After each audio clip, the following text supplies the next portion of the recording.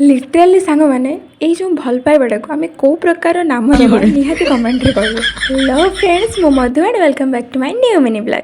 Mister Sastananda Raul तांकर आज birthday तो ताको सेलिब्रेशन करने आम बालेश्वर सब जाइलु। तो मुझे आगुतरा पहुँच जाइली से चिन्मयी घर को जाइली। आंटी टिके देले साबु खाइबा खाई सारा पर आम मैंने बाहर जाइलु केक आनिबाई। केक गोटे चूज करके आसला बेलू अलरेडी आम पंगुपाଳ दल आसिक पहुँची जाइए। तो ये है श्रेया कहवाक गले आम जूनियर से कि बहुत ही स्वीट क्यूट आ से बहुत भल पाए मत। तापर ये है चिन्मयी, ये है बलभद्र भाई, ये है आमर बर्थडे बॉय, ये है आमर नुआ भाउज। समस्त जाकि पहुँची जाइए आम नना रेस्टोरेंट से आम बर्थडे सेलिब्रेशन हबार थिला।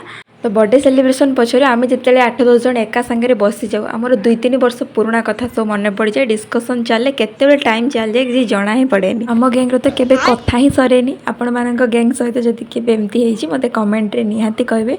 तापर राजर केक कटिंग हैला, केक कटिंग सरे समस्त बहुत मजा मस्ती कलु, फोटो वीडियो क्लिक कलु।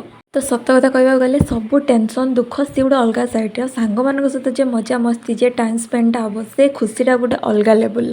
तो ये भितर आम डिनर भी ऑर्डर होता है आसिक पहुँची जाइला। तो ए मैडम मन दुख कर बसुँच कि सेदिन से नॉनवेज खाई पारे टी पर मजा मस्ती सरलापर आम चिन्मयी घर को छाड़ी आसलु। से आंटी संतुला बनई बहुत ही टेस्टी था टेस्ट कर सारापर चिन्मयी बाड़ी आंब आनी मत बहुत ही मीठा आंबटा नहीं मो रूम को पलि आसती। तो आजिकार ब्लॉग थिला एतिकी पुणी देखा गोटे नेक्स्ट ब्लॉग रे रही। जय जगन्नाथ। आ नेक्स्ट वीडियो देखिए चैनल को फॉलो कर दिंतु।